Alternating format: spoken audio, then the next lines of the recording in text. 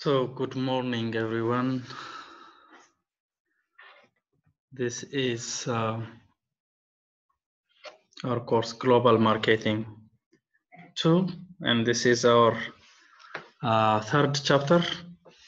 In our second chapter, we talked about the global economic environment, and this chapter is about global trade environment. Okay, so it's a interesting and very simple chapter. So this will be our chapter for today, global trade, the global trade environment. Okay, so I guess many of the students are already present. So let's start with discussing the objectives, the learning objectives of this chapter. Okay, then we proceed with the first topic. So in discussing this chapter, the global trade environment, the learning objectives are for you to explain the role of the WTO in facilitating global trade relations among nations. So all of you are familiar, I guess, with what is WTO, right? So WTO is a World Trade Organization, and this World Trade Organization has more than 160 members as a nation, nations as a member.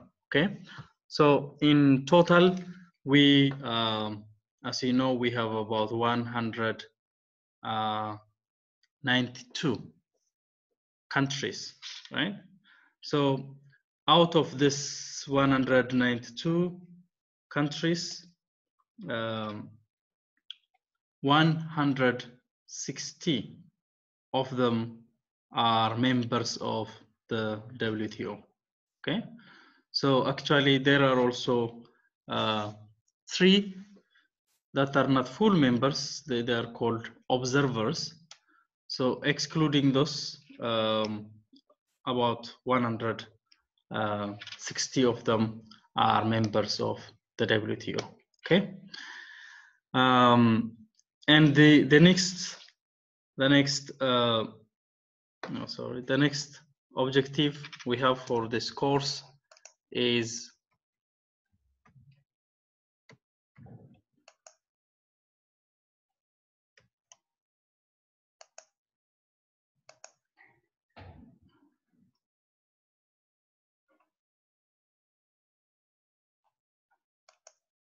no, sorry, I have some problems with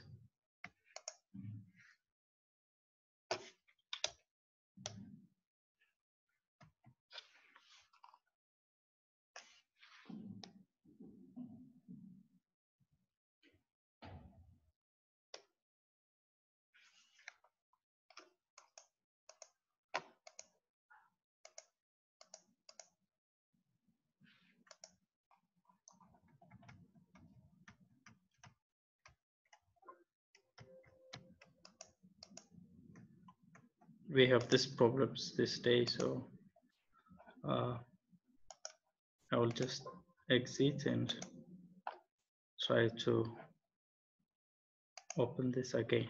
Okay, so the first objective is to explain the role of WTO in facilitating global trade relations among nations, and the second objective we have in this chapter is to compare and contrast the 4 main categories of preferential trade agreements.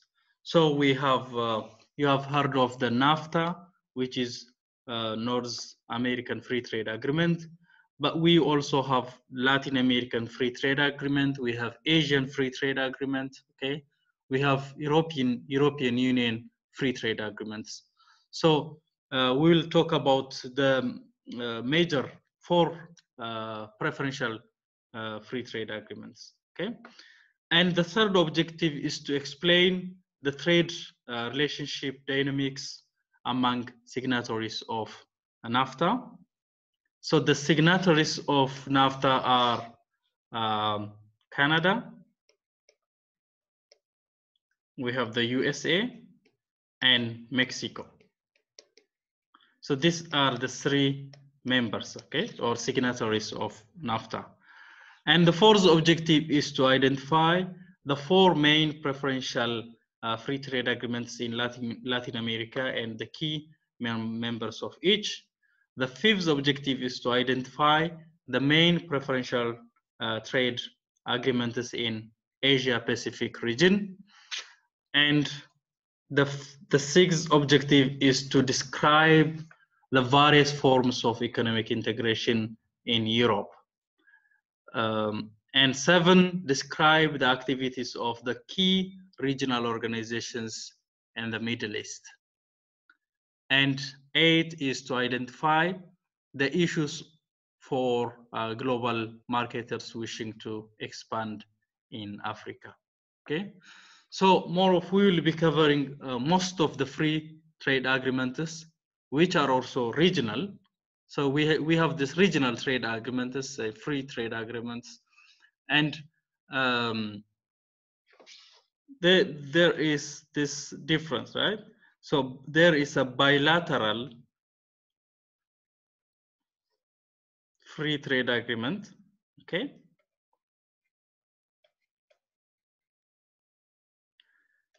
And there is a multilateral free trade agreement.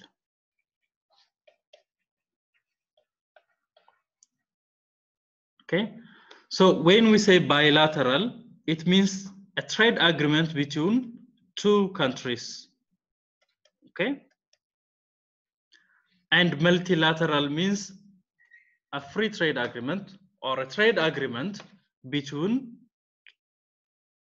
more than 2 countries.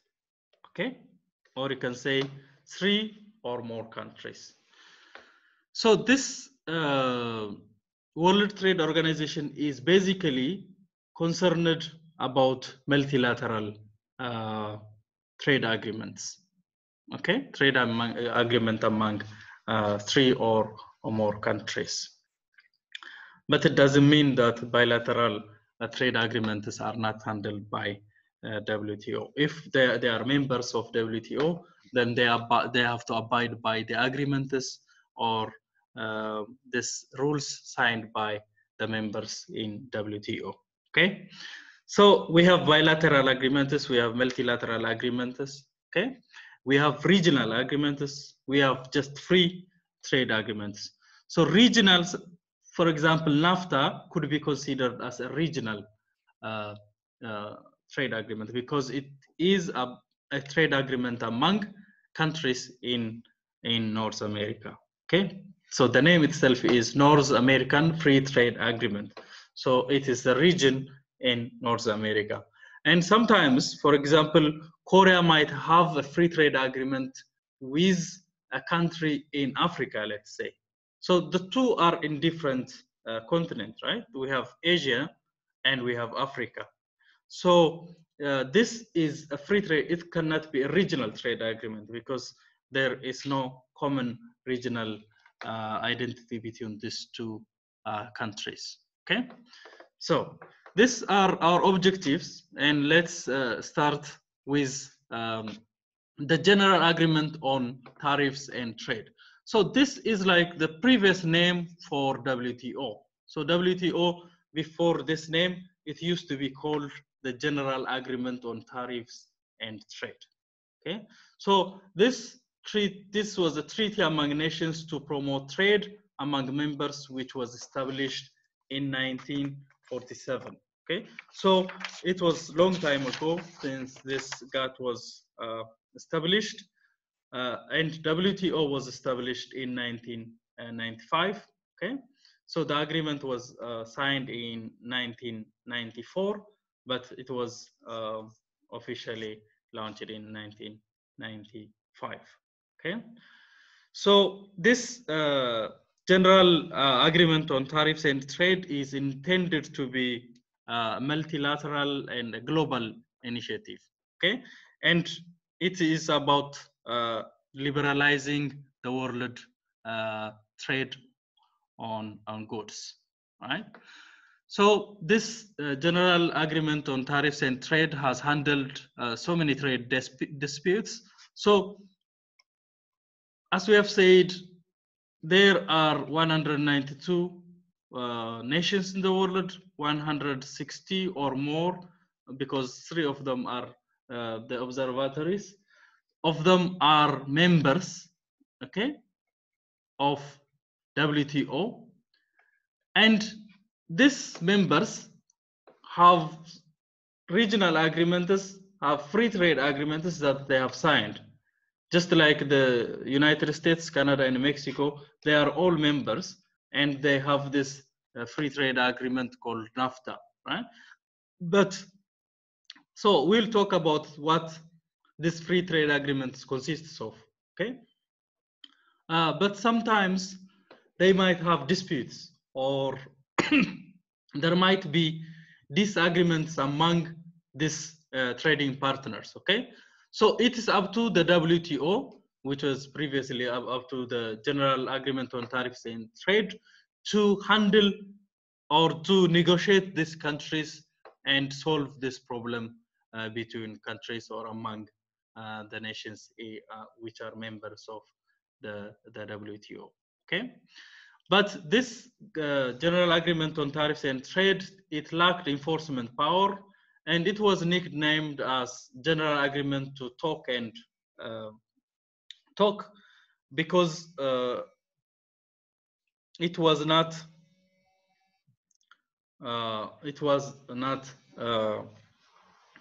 performing very well. So there were disputes between countries involved in the free trade, and these disputes used to take very long time, okay? And they were not solved by this General Agreement on Tariffs and Trade. So later it was replaced by the WTO in 1995, okay? So this WTO, the World Trade Organization, is a forum for trade-related negotiations among 160 members, okay? So actually it is more than 160 because there are observatories in this WTO.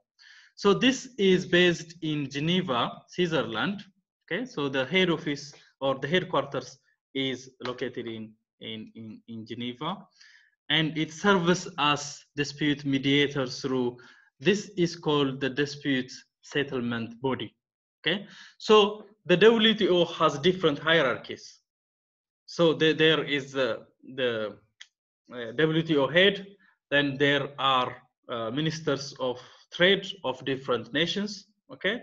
And under them, there are also bodies which are identified as dispute negotiation bodies.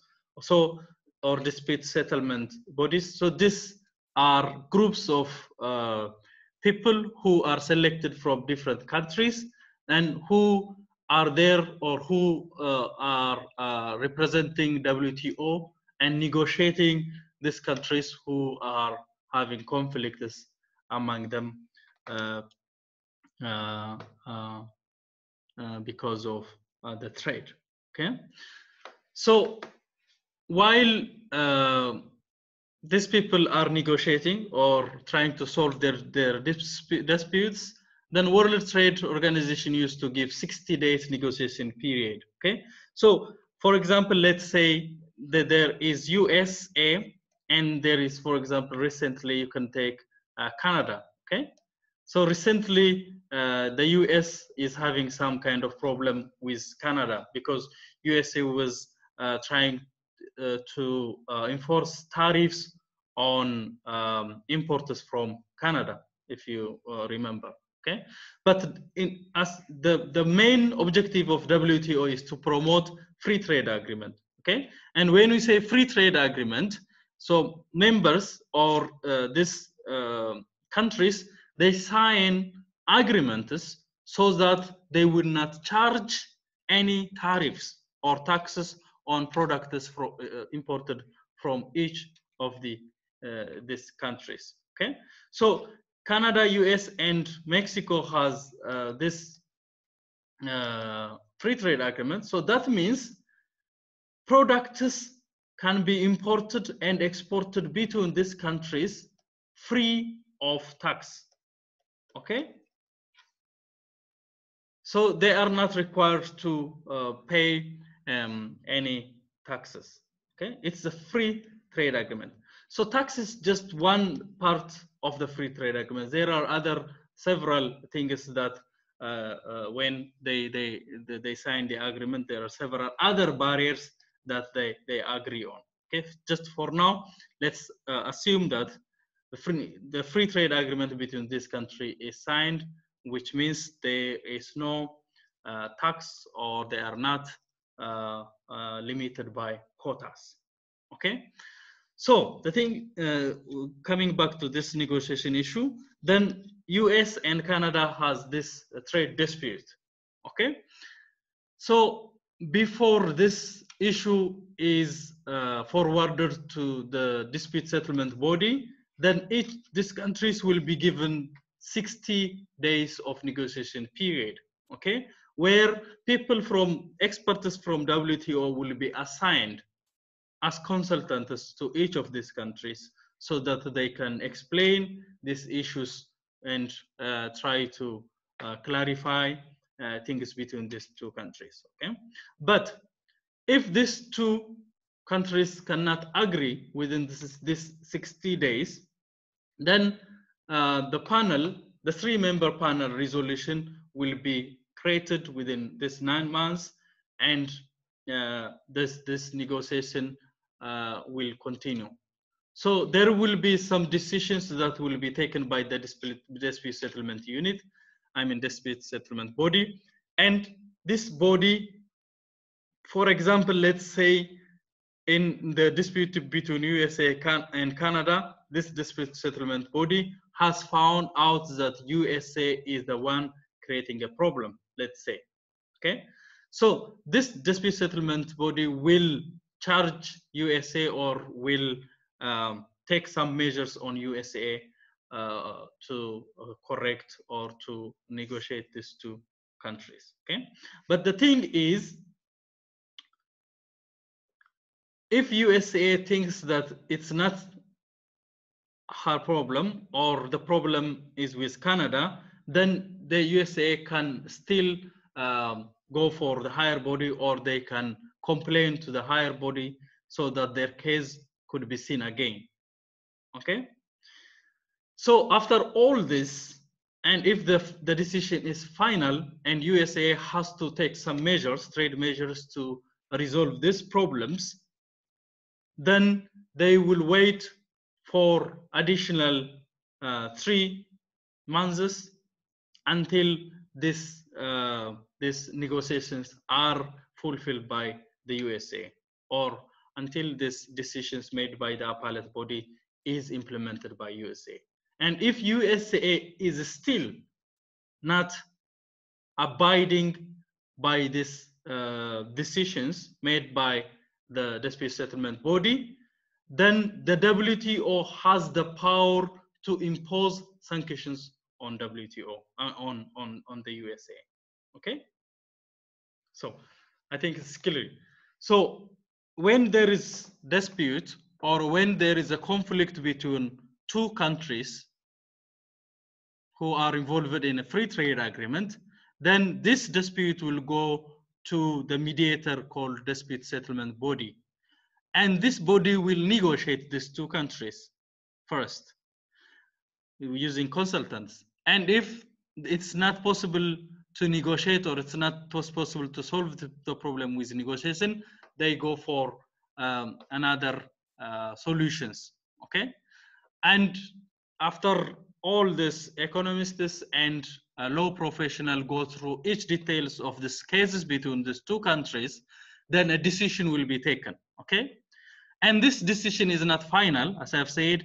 If the country does not agree with the decision of the body, this appellate body, then they can complain to the higher body. Okay, but if finally the decision is the same and US has to follow the rules, then US will be given a time period until US it can implement all the necessary measures.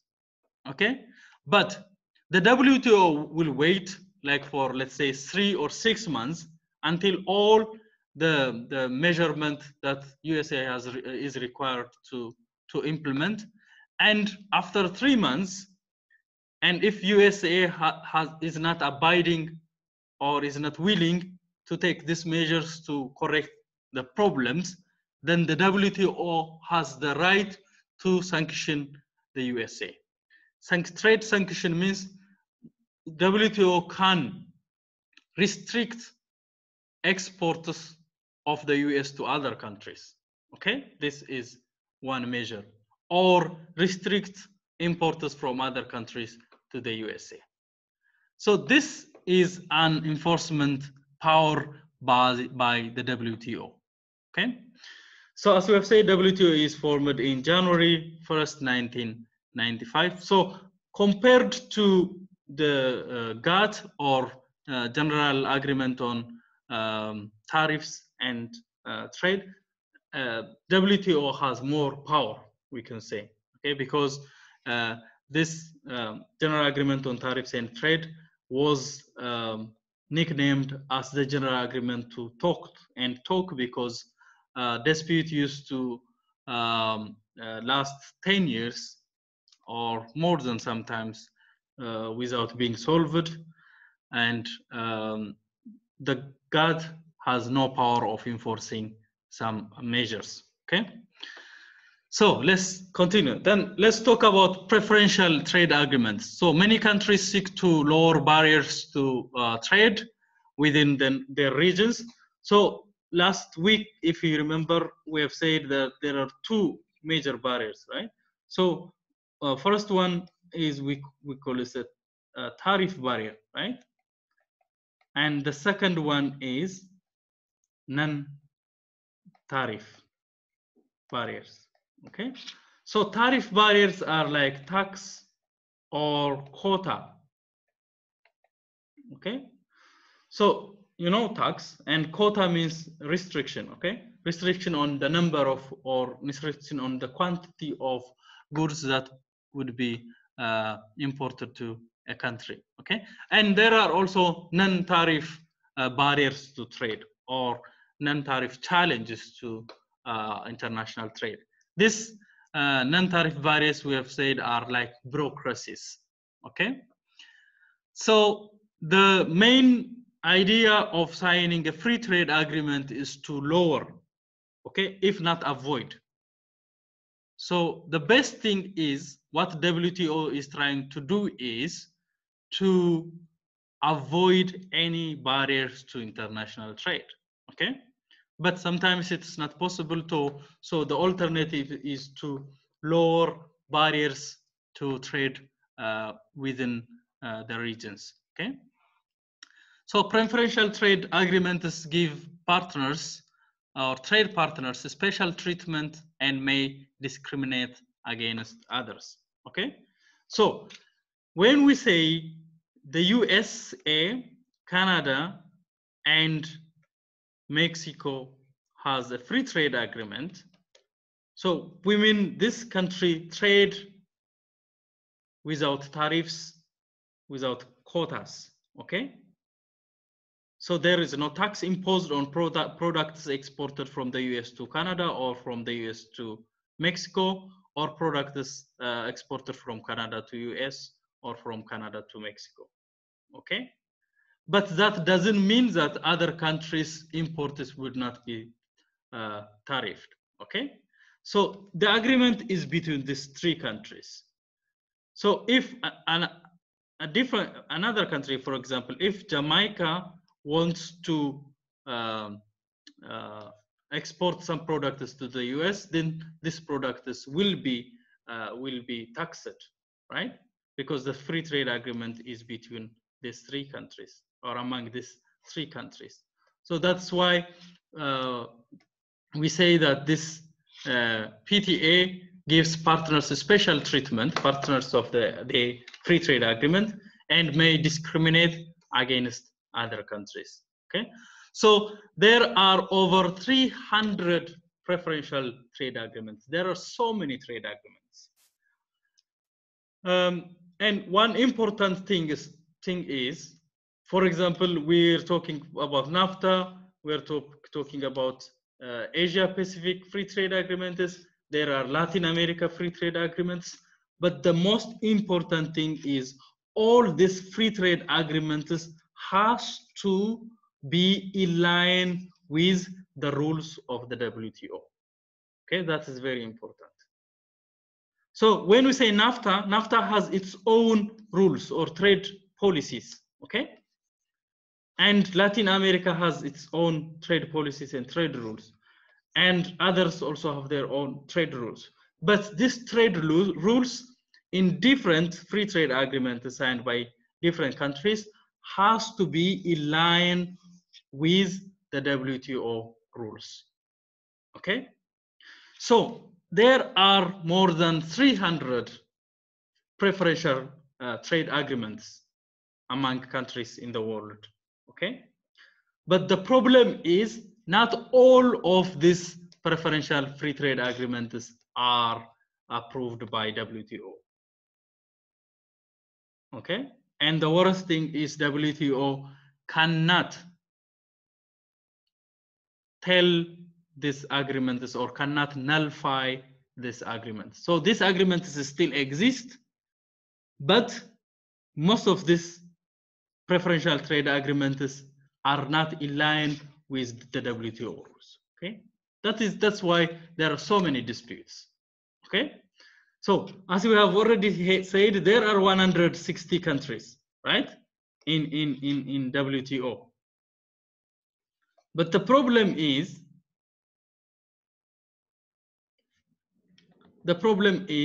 there are 30 countries which are not member of WTO. But these 30 countries could have a free trade agreement with the members of WTO, okay? Let's say, for example, Ethiopia is not a member of WTO, okay? But Ethiopia could sign a free trade agreement with Korea, let's say, okay? But Korea is a member of WTO. So now, if there is a dispute or if there is a disagreement between these two countries, who is going to abide by whose rule?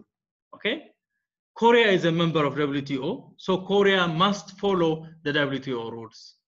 But Ethiopia is not a member of WTO. Ethiopia is not obliged to follow WTO rules. Okay, so in this case, it is difficult to solve if there is any dispute between the countries. Okay, so that's one difficulty with WTO and its members. So some people say that it should not be called a World Trade Organization, right? Because World Trade, if it has to be a World Trade Organization, then all the countries in the world should be members of this organization. Okay, then we can call it World Trade Organization. But we say only 160 countries are members of WTO, so it's not consisting of all the countries in the world, so it's not World Trade Organization. Okay. So there are so many preferential trade agreements, as you have said, but the problem is not all these preferential trade agreements are notified to the WTO, okay? And they exist. WTO cannot close or cannot interfere in this preferential trade agreements, okay? And as I have said, the problem comes when the member of WTO, a country which is a member of WTO, signs an agreement with a country which is not the member of WTO. that is when problem comes, okay? Because according to the member, or according to WTO, all the members should abide by the rules of WTO, trade rules of WTO. But if the other country is not member of WTO, then they are not obliged, or they are not required to abide by the rules of WTO. So in this case, when there is a dispute, then WTO cannot negotiate with the country which is not member of WTO. Okay, that is where the problem comes. Okay, but anyways, I'll tell you one example. For example, the Asian Pacific, there is a regional trade agreement called Asia Pacific Free Trade Agreement. This free trade agreement is called the best among the free trade agreements in the world, according to its rules, because the rules which are identified in this Asia Pacific Free Trade Agreement, all the trade rules are in line, or they all agree with the rules of the WTO. Okay, so what is required from these regions who sign free trade agreement is to make sure that their trade rules are not conflicting with the trade rules of the WTO. Okay, so I guess you understood what I mean. Okay, so this preferential free trade agreement countries, they meet every 2 years, but they haven't been that successful. Okay.